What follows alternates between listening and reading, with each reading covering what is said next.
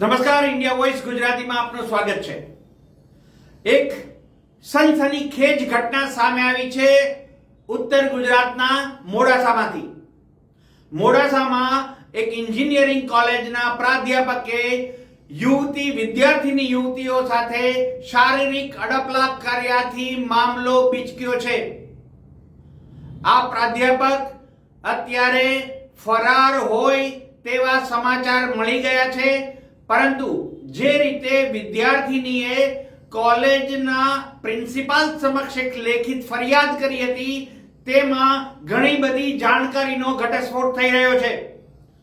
યુવતીએ કહ્યું છે કે મારા એક સાથે જ આ નથી થયું, અન્ય 3-4 છોકરીઓ સાથે પણ આ પ્રાધ્યાપકે મિસબિહેવ કર્યું છે।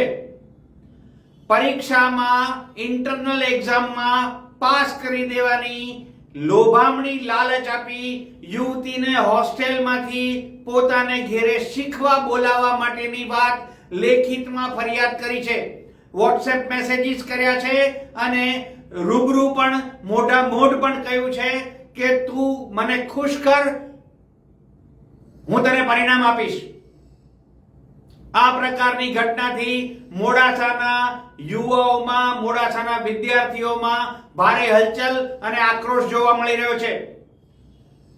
કોલેજના કેમ્પસમાં યુવાઓ એકત્રિત થયા છે। પ્રિન્સિપાલને આ બાબતની ખબર હતી, અગાઉ વાત કરી દીધેલી હતી, ફરિયાદ આપેલી હતી, છતાં પ્રિન્સિપાલે કહેવાય છે કે ઢાંક પીછોડો કરવાનો પૂરો પ્રયાસ કર્યો છે।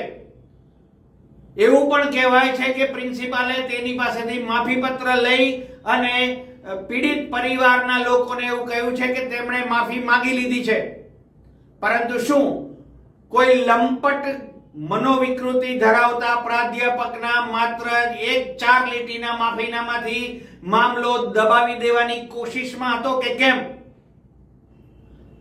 આની તપાસ અને પડતાલ કરશે ઇન્ડિયા વોઇસ ગુજરાતી, પરંતુ અત્યારે સૌથી મોટા સમાચાર તમારી જાણકારી માટે આપી દઈએ કે મોડાસાની કોલેજમાં એક યુવતીએ એમના પ્રાધ્યાપક વિરુદ્ધ ફરિયાદ નોંધાવી છે।